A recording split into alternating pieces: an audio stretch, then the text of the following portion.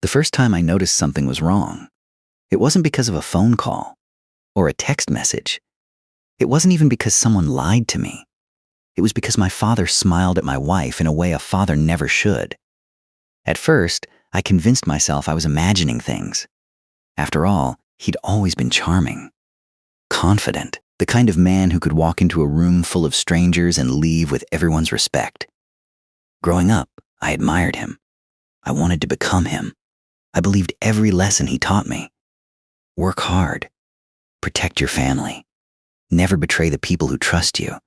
Funny how the people who preach loyalty the loudest are sometimes the first to abandon it. My name is Ethan Carter. I'm 36 years old, and until recently, I believed I had the perfect life. A successful business, a beautiful home, a wife I'd loved for 12 years, and a father I trusted without question. If someone had told me everything would fall apart in less than a month, I would have laughed. Because betrayal never announces itself. It arrives quietly. Then suddenly, it changes everything. It started on a Sunday afternoon. My wife, Olivia, insisted we have lunch with my parents. Nothing unusual about that. We'd done it dozens of times before. My mother prepared her famous roast. My father poured everyone a drink. The conversation drifted between work, vacations, and family memories. Everything looked normal. Too normal. Then I noticed something strange. Every time Olivia spoke, my father watched her. Not casually, not like a proud father-in-law. His attention lingered just a second too long. When she laughed, he laughed harder. When she reached for her glass, his eyes followed her. It lasted only moments at a time, small enough for anyone else to ignore. But once I saw it, I couldn't stop seeing it. On the drive home, I mentioned it. I think Dad was acting a little strange today. Olivia glanced at me before looking back at the road. You're overthinking. Maybe, I shrugged. I probably am, she smiled. You definitely are. The conversation ended there. At least, I thought it had. 3 days later, I came home early from work. Olivia wasn't there. She'd texted me earlier saying she was shopping. Nothing unusual. I poured myself a cup of coffee and sat in the living room. That's when my phone buzzed. It was a notification from our home security system. Garage door opened. 2:17 p.m. Odd. Olivia wasn't supposed to be home yet. Curious, I opened the security app. The camera only covered the driveway. I watched as my father's truck slowly pulled inside. He got out, looked around, then walked toward the front door. No groceries, no tools, no reason to be there. 5 minutes later, the front door opened. Olivia let him inside. She looked surprised, but not shocked, as if she'd been expecting someone, just not at that exact moment. The door closed. The camera showed nothing else. For almost 40 minutes, I kept staring at the screen. Maybe he needed help with something. Maybe he dropped off paperwork. Maybe there was a perfectly reasonable explanation. That's what trust does. It searches for innocent answers, even when your instincts are screaming. At exactly 2:58 p.m., the front door opened again. My father stepped outside. He adjusted his jacket, looked around the neighborhood, then drove away. A few minutes later, Olivia texted me. Shopping took longer than I expected. I'll be home around 5. I read the message twice, then a third time. She wasn't shopping. She was already home, and she'd just lied to me. That evening, I said nothing. I watched, listened, waited, because accusing someone without proof only teaches them to hide better. But deep down, a question had already taken root. Why would my wife lie about being home? And why had my father visited when he knew I was supposed to be at work? I didn't have answers yet, only questions. But sometimes, questions are far more dangerous than answers, because once they begin, they rarely stop. The next morning, I checked our security system again. What I found wasn't another video. It was something much worse, a deleted recording. One that someone had tried very hard to make sure I would never see.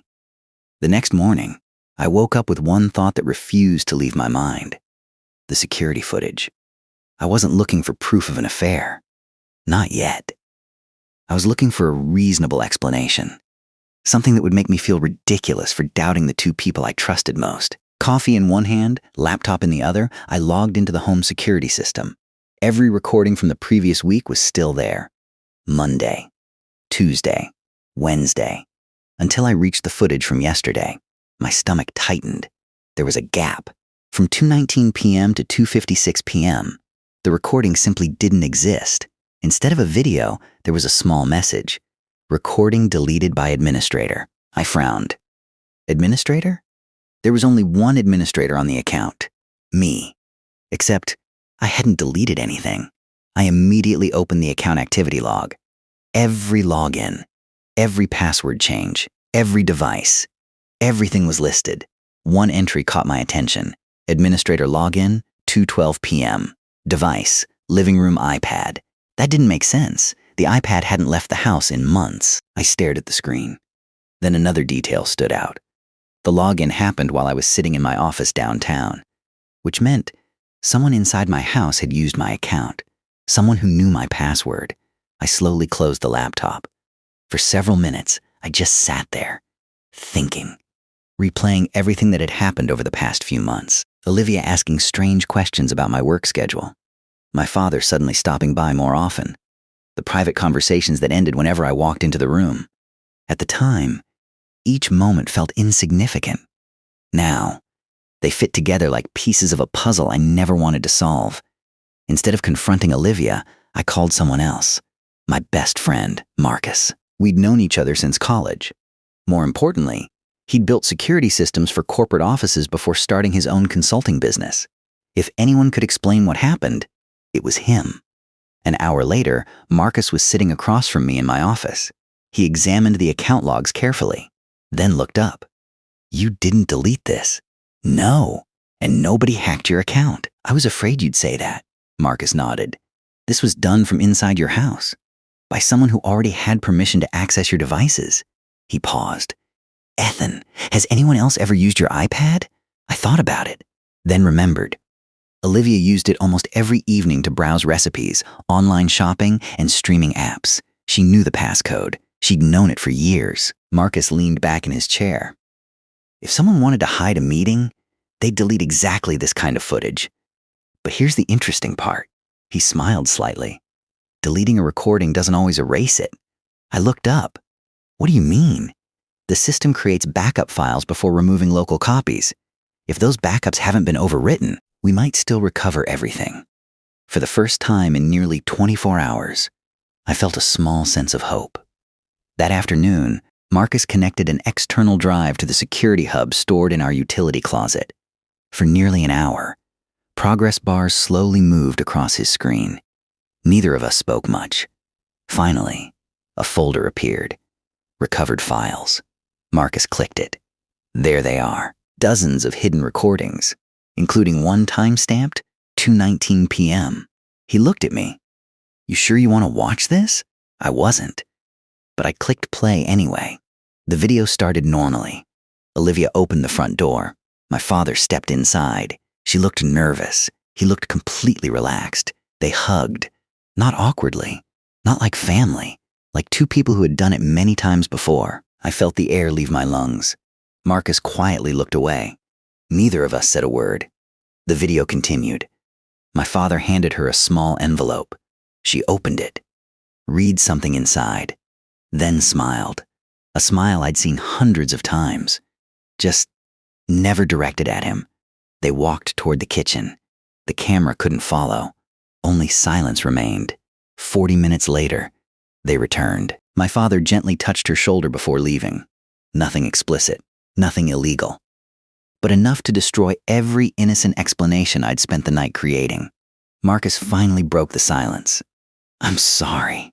I couldn't answer, because my mind wasn't focused on the hug or the smile. It was focused on the envelope. Whatever was inside had mattered. A lot. Because people don't risk deleting security footage over nothing. That evening, Olivia came home carrying 3 shopping bags. She smiled the moment she walked through the door. "Hey, long day?" I smiled back, as usual. She kissed my cheek, asked about work, started making dinner.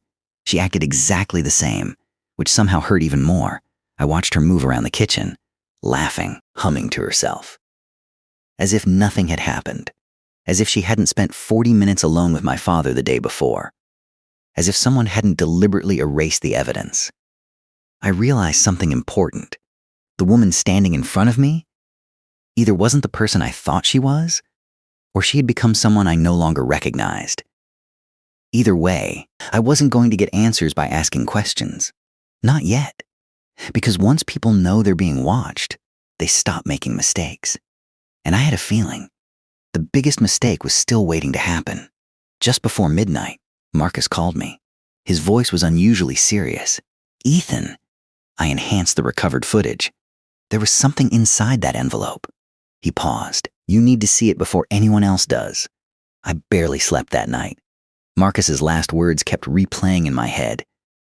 There was something inside that envelope. By 6 the next morning, I was already standing outside his office. He opened the door before I had a chance to knock. "You look terrible. I feel worse." Without another word, he motioned for me to come inside. His laptop was already connected to a large monitor. The recovered footage was paused, frame by frame, zoomed in, enhanced. Marcus clicked the keyboard. I cleaned up the image as much as I could. It's still not perfect, but it's enough. The video froze on the moment my father handed Olivia the envelope. Marcus enlarged the frame. Inside, a single document became partially visible. Most of the page was folded, but one line could still be read. "Carter Holdings, LLC." My heart skipped a beat. That wasn't just any company. It was my company. The business I'd spent nearly 15 years building from scratch. I looked at Marcus. What would paperwork from my company be doing in his hands? Marcus didn't answer immediately. Instead, he asked a question. "Who besides you has access to the company's legal records?" I thought about it. My accountant, my attorney, and Olivia. She'd handled administrative work during the company's early years. She still had access to certain files. Nothing that could move money, but enough to see contracts, ownership records, and corporate documents. At least, that's what I believed. Marcus leaned back. "Ethan, I don't think yesterday was a random visit. I think they were discussing your business." The room suddenly felt colder. Until that moment, I'd been focused on my marriage. Now another possibility was staring me in the face. What if my company wasn't separate from this? What if it had been the real target all along? Instead of rushing home, I drove straight to my office. Everything looked normal. Employees greeted me. Phones rang.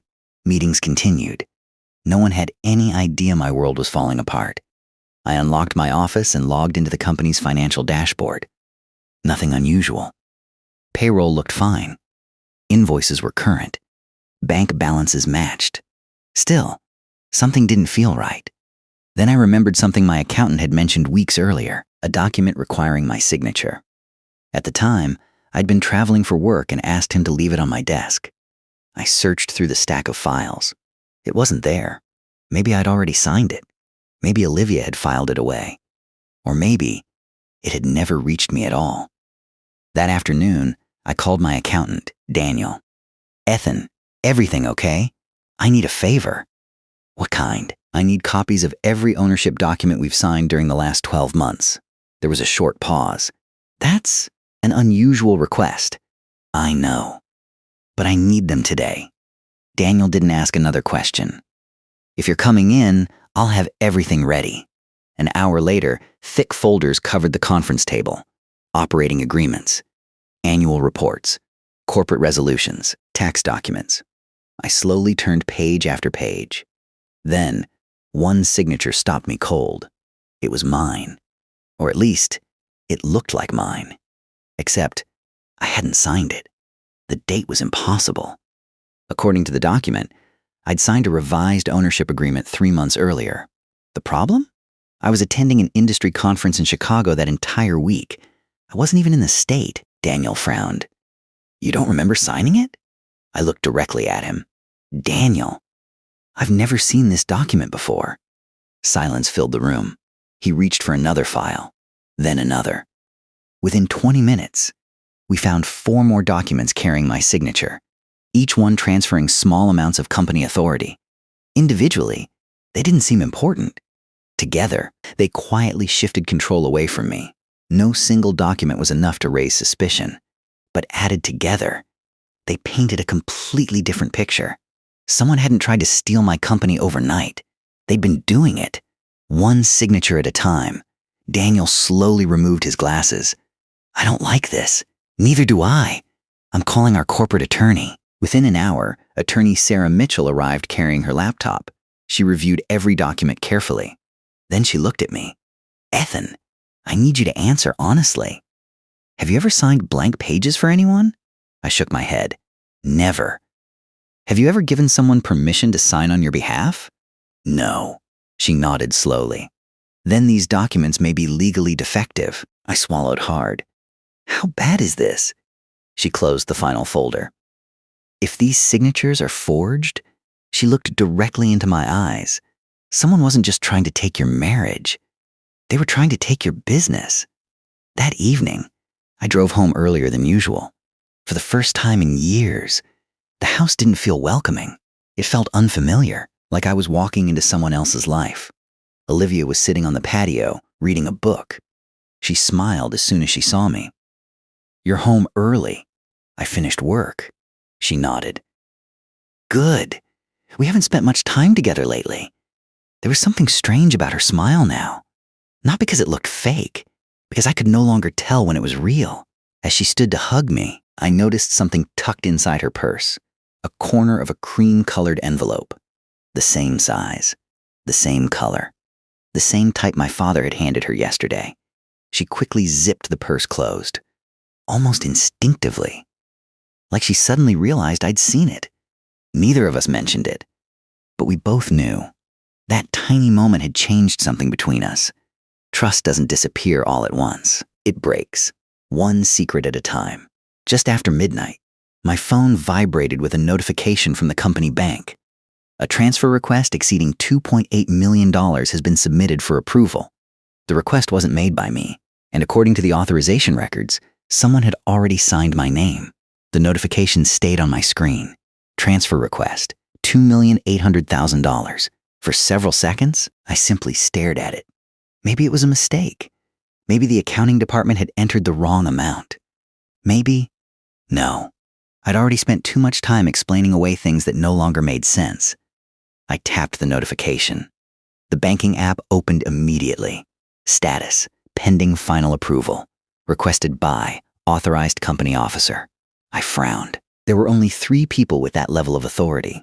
Me, my chief financial officer, and someone added 6 months ago through an amended corporate resolution. My heartbeat slowed. I already knew whose name I was about to see. I just prayed I was wrong.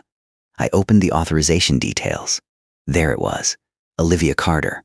For a moment, the room felt completely silent, not because I couldn't hear anything, because my mind refused to process what I was looking at.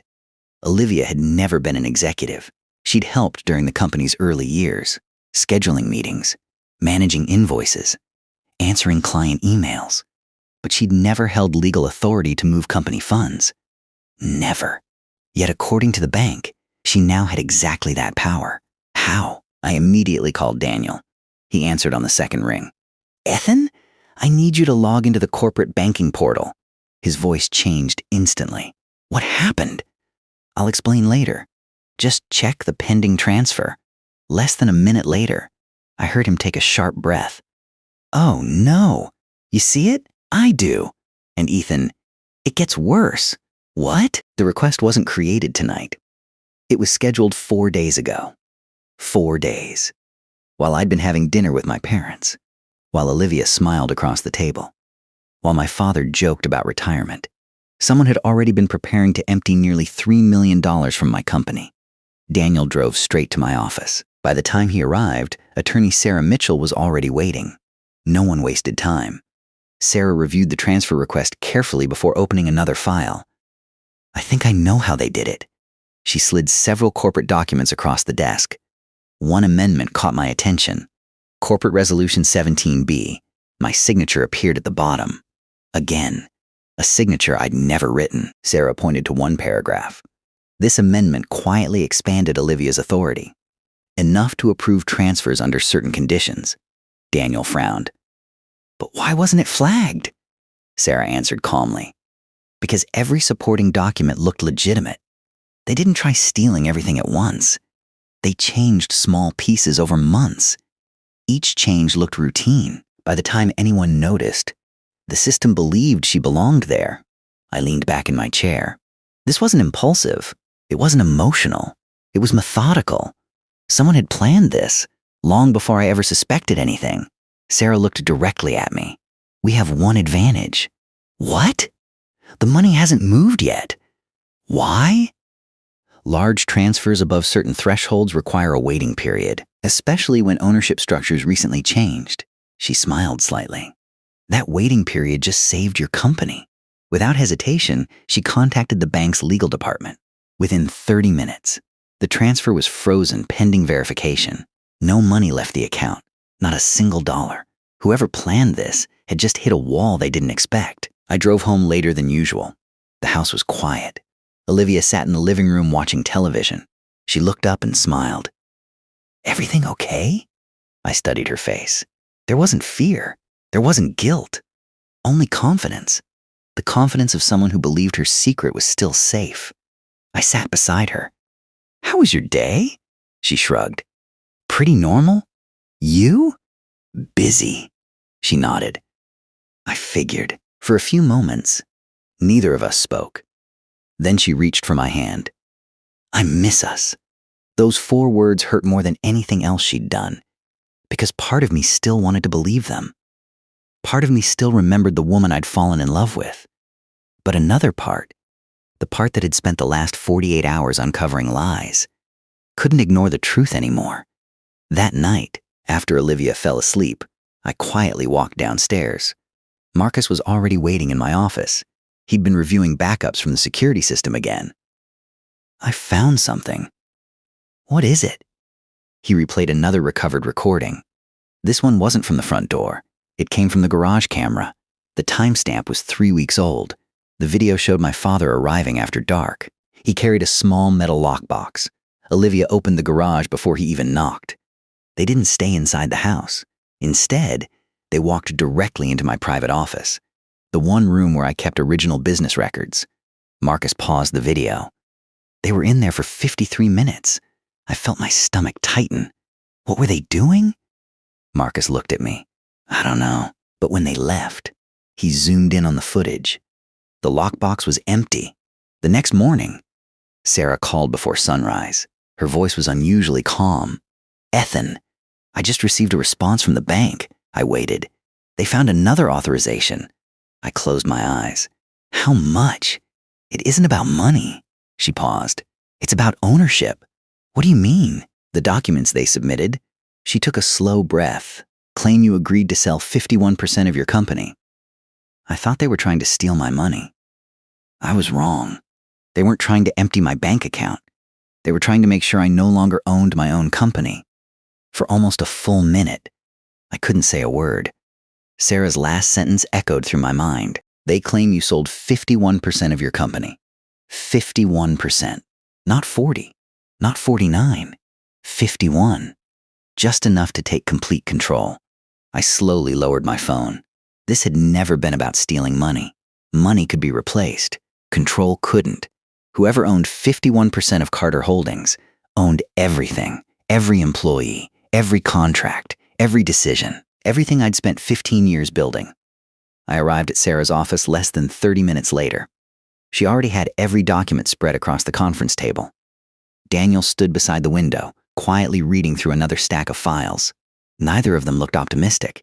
Sarah slid one folder toward me. This is the ownership transfer package. I opened it. There it was again, my signature. Perfectly placed. Perfectly forged. The agreement claimed I'd voluntarily transferred majority ownership to a newly created investment company. I read the company name twice. Harrison Family Investments, LLC. I looked at Sarah. I've never heard of this company. I know, because it didn't exist until 4 months ago. Daniel handed me another document. It was registered by your father. My heart sank. So this wasn't just about Olivia. Sarah shook her head. No, it never was. The deeper we looked, the worse everything became. The investment company had no employees, no office, no business activity, no clients. It existed for one purpose: to receive ownership of my company, nothing more. Sarah folded her hands. This is what we call a shell company. It's legal to own one. It's not legal to use one to receive fraudulently transferred assets. She paused. If we prove the signatures are forged, the entire transaction collapses. I leaned back in my chair. One question refused to leave my mind. Why? Why would my father do this? No one answered immediately. Finally, Daniel spoke. I don't think this started with your business. What do you mean? I think your father wanted control. Money was simply the reward. The room became quiet again. Looking back, it made sense. Growing up, everything had to happen his way. The schools I attended, the friends I kept, even the career I chose. He always believed he knew what was best, and the moment my company became more successful than his, something changed. At the time, I thought he was proud. Now, I wasn't so sure. That afternoon, Marcus called. I've got another piece. What did you find?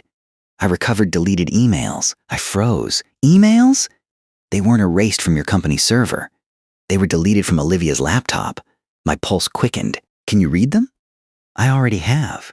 His voice grew serious. You need to come here. An hour later, Marcus projected the recovered messages onto a large screen. The first few looked harmless. Meeting reminders, travel plans, family dinners. Then, everything changed. One email from my father read, "Don't rush him. If Ethan starts asking questions, everything falls apart." Another message from Olivia replied, "He still trusts both of us. We're fine for now." I felt physically sick. Marcus opened another email. This one had an attachment. Corporate Resolution 17B. The very document that gave Olivia executive authority. It had been exchanged between them, weeks before it was supposedly signed. Sarah slowly closed her notebook. That's conspiracy, Daniel nodded. And planning. This wasn't suspicion anymore. It was evidence. That evening, I didn't go home. For the first time in 12 years, I checked into a hotel. Not because I was angry, because I no longer knew what was safe. Around midnight, my phone lit up. Olivia. I let it ring. Then another call. And another. Finally, a voicemail appeared. Ethan, where are you? I'm worried. Please call me. I almost laughed. Not because it was funny. Because the woman who'd spent months lying to me was suddenly asking for honesty. I deleted the voicemail without replying.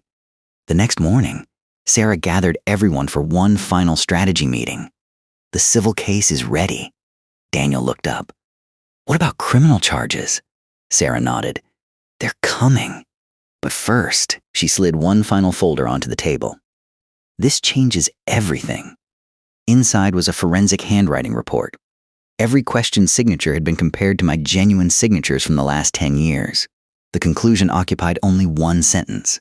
The disputed signatures were not written by Ethan Carter. No uncertainty, no hesitation, no probably. Just one word.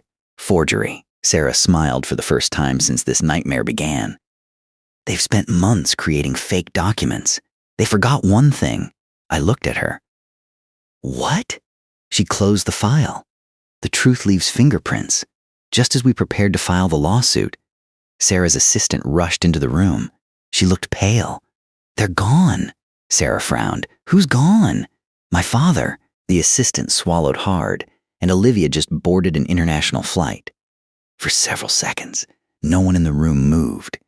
Sarah slowly stood from her chair. I'm sorry. What exactly did you just say? Her assistant took a deep breath before answering. About 45 minutes ago, Olivia and your father boarded a flight leaving New York. Destination. She glanced down at the report. London. The room fell completely silent. Daniel was the first to speak. They're running. Sarah shook her head. No, they're trying to get ahead of the investigation. She turned toward me. Ethan, did either of them know we discovered the forged signatures? I thought back over the past few days. Every conversation, every glance, every unanswered phone call. Then I remembered something. The bank had contacted Olivia yesterday to verify the frozen transfer. She'd probably realized something had gone wrong, and if she'd told my father, they would have known it was only a matter of time before everything unraveled. Within an hour, Sarah contacted federal authorities handling the fraud investigation. Contrary to what most people imagine, no one rushed to the airport. No dramatic chase unfolded across the terminal. Instead, investigators quietly documented everything. Travel records, passport activity, flight manifests, financial transactions. When people panic, they usually leave behind more evidence than they realize. Later that afternoon, I met with Special Agent Michael Lawson. He greeted me with a firm handshake before placing a thick folder on the conference table. "I've reviewed your attorney's evidence," he spoke calmly. "No promises, but this is one of the strongest document fraud cases I've seen in years," I nodded. "I just want the truth," he smiled slightly. "That's usually how the strongest cases begin." Agent Lawson began asking detailed questions, not about my marriage, about my company. "When was the last time your father had unrestricted access to your office?" "About 6 months ago." "Did he ever handle original corporate documents?" "Sometimes." "What about your wife?" "She knew where nearly everything was." He made several notes, then asked something unexpected. "Did either of them ever ask you to sign paperwork quickly?" I froze. "Actually, yes." Months earlier, Olivia had brought several routine business forms into the kitchen while I was answering work calls. "Just sign here." I already checked everything. At the time, I barely glanced at the pages. Some were legitimate. Others, I could no longer remember.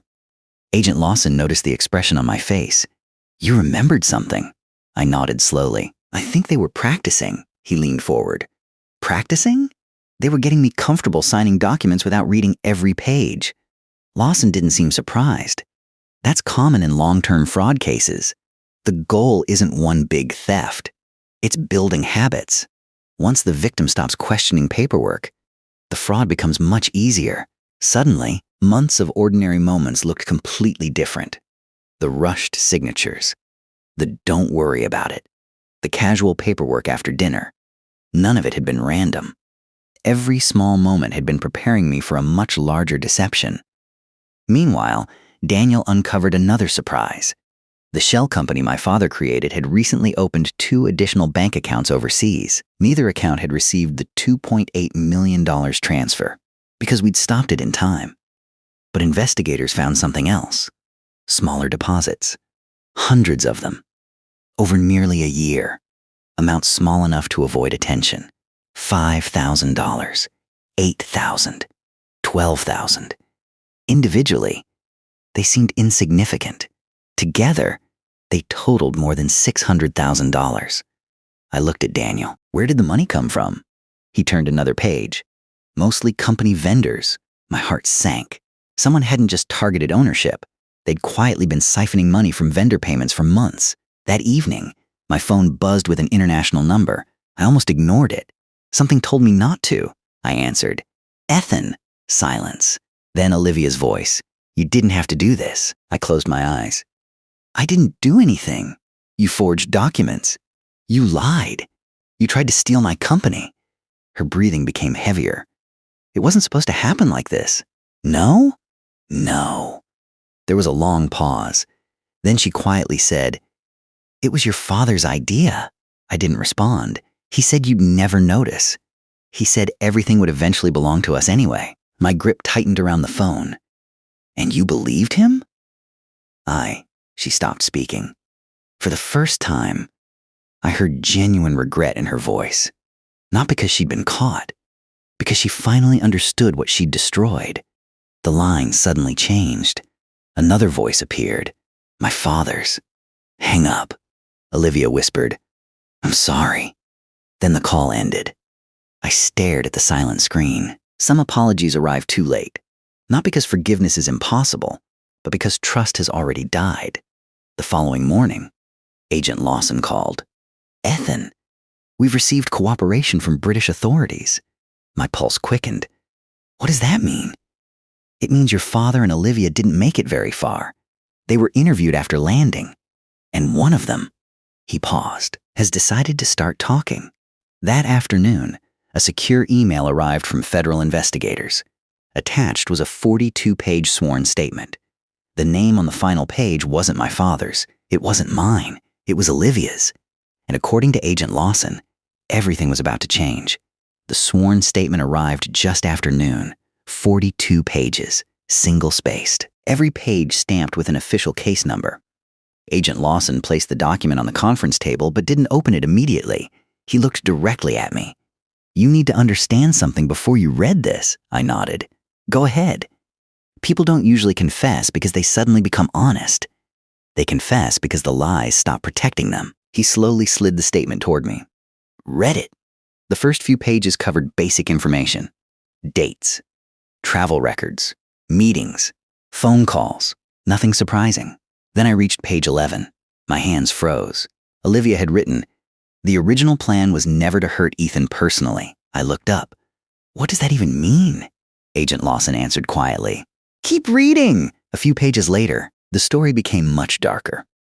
According to Olivia, my father first approached her almost 2 years earlier. At first, he didn't mention money or ownership. He talked about legacy. He claimed I was working too much, that I was becoming careless, that one day I'd lose everything because I trusted the wrong people. Then, he offered a solution. "You should help protect the company." It sounded reasonable, even responsible.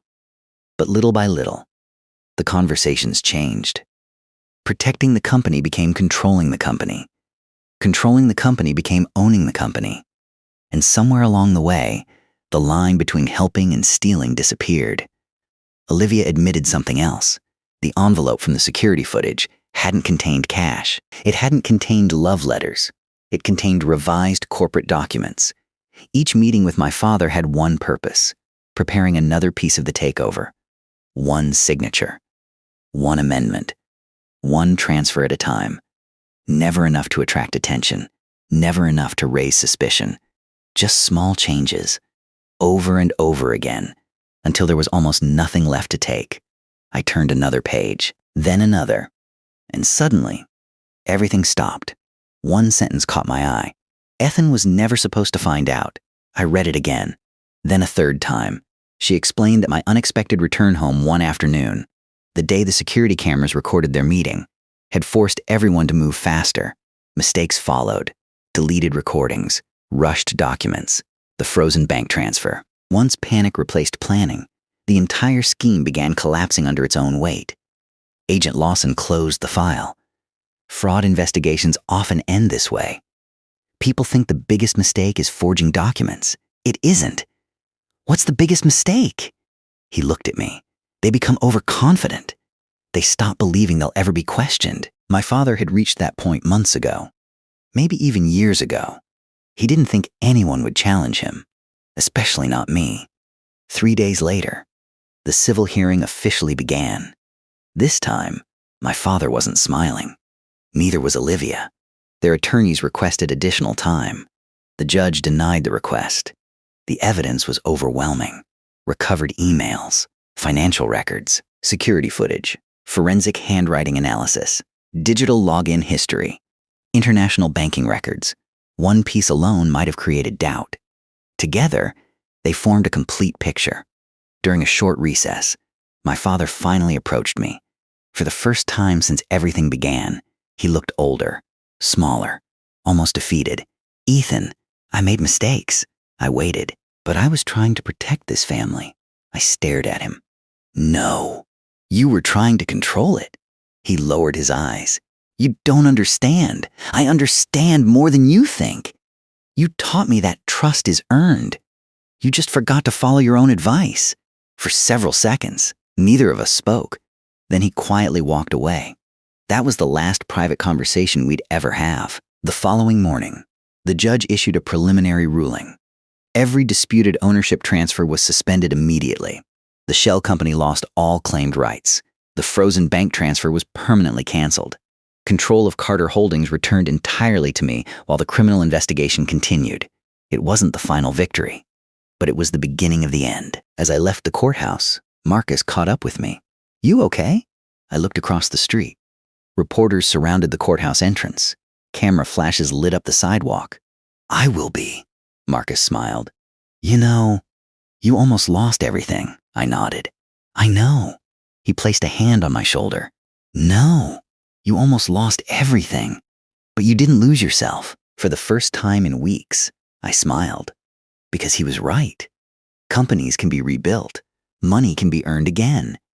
But character, once it's gone, it's much harder to recover. The final criminal hearing was scheduled for the following week. Everyone expected one last legal battle. No one expected what happened instead. Just 24 hours before the trial, my father made a decision that shocked the courtroom before anyone had even taken their seats. He agreed to testify against himself. The courtroom was packed long before the hearing began. News reporters lined the back wall. Business associates filled several rows, former employees, friends.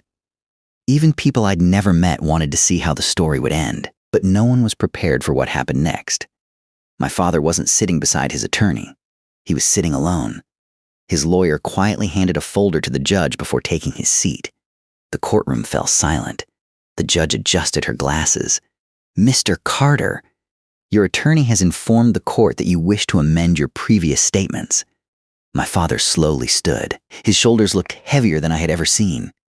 For the first time, the man who had always believed he controlled every room looked like someone who had finally run out of moves. He took a slow breath. Your Honor, I would like to accept responsibility. A wave of whispers spread across the courtroom. The judge raised a hand. Order, my father continued. The documents were never signed by Ethan. I instructed them to be prepared. I instructed that they be filed. And I convinced Olivia everything would eventually belong to the family anyway. For several seconds, no one spoke. Not even the attorneys. The confession changed everything. The prosecutor stood. To be clear, are you admitting the ownership transfers were fraudulent? My father closed his eyes. Yes. Were the signatures forged? Yes. Did your son authorize any of these transactions? No. Every answer was short, direct, undeniable. Months of lies collapsed in less than 3 minutes. Then something happened I never expected. My father turned toward me, not toward the judge, not toward the jury, toward me. Ethan, I spent my whole life believing success meant control. I told myself I was protecting the family. But the truth, he struggled to continue. The truth is, I couldn't accept watching you build something greater than I ever did. The courtroom remained completely silent. Jealousy, not necessity, not desperation, not survival. Jealousy had destroyed our family. Olivia was called to testify next. She looked exhausted, nothing like the confident woman I'd married. The prosecutor asked only one question. Why didn't you stop?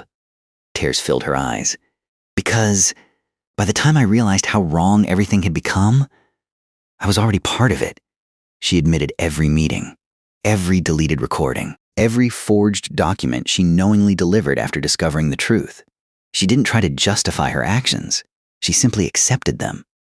Sometimes, the hardest thing a person can say is, I was wrong. After several hours of testimony, the judge delivered the court's decision. Every fraudulent corporate amendment, void. Every ownership transfer, canceled. Every forged authorization, removed from the official record. Carter Holdings remained exactly what it had always been. My company. Every frozen asset was released. Every fraudulent filing was corrected. And the criminal proceedings would continue under the appropriate authorities based on the evidence presented. Justice didn't arrive with shouting. It arrived through facts, one document at a time. When the hearing ended, people slowly began leaving the courtroom. My father remained seated. He didn't look at reporters. He didn't answer questions. He simply stared ahead. I walked toward him. For a long moment, neither of us spoke. Finally, he said, I don't expect forgiveness. I nodded. You're right. Another long silence. Then I added, but I hope one day you understand something. He looked up. You didn't lose me because of one decision. You lost me because you made hundreds of small ones, and each one moved you further away from the man I believed you were. There was nothing left to say. I turned and walked away. Not because I hated him, because some chapters need to end before another can begin. 6 months later, life looked very different. The company had recovered. Clients stayed. Employees stayed. In fact, many told me they respected the way everything had been handled. Without revenge, without public attacks, just the truth. Marcus accepted a permanent position overseeing our cybersecurity systems. Daniel became chief financial officer. Sarah joined our board of advisors. The people who had protected the company helped rebuild it. Together. As for Olivia, we finalized the divorce quietly. No public arguments, no interviews, no social media drama. Just 2 signatures. This time, real ones. I genuinely hoped she would rebuild her life. Just without me. One Saturday morning, I unlocked the office before anyone else arrived. The building was completely quiet. I walked into my office and looked at the framed photograph sitting on the bookshelf. It was an old picture. Me. My father. Taken on the day I launched Carter Holdings. Back then, I believed he was proud of me. Maybe part of him truly was. Maybe another part couldn't accept it. I picked up the frame, looked at it one last time, then placed it inside a storage box. Not because I wanted to erase the past, but because I no longer wanted to live inside it. Some memories belong on a shelf. Others need to stay behind you. People often think betrayal destroys your future. It doesn't. If you let it, it only teaches you who deserves a place in that future. I lost a marriage. I lost the father I thought I had, but I found something far more valuable. Peace, self-respect, and the certainty that success means very little if you have to sacrifice your character to achieve it. Because in the end, the company was never my greatest achievement. Becoming the kind of man who refused to become like my father was. If this story reminded you that trust is earned, not assumed, please subscribe, and turn on notifications for more cinematic stories every week. And tell me in the comments, if someone you loved betrayed your trust for money, would you ever give them a second chance? Until next time, take care of the people who prove they deserve your trust, because the strongest foundations are built on honesty, not control.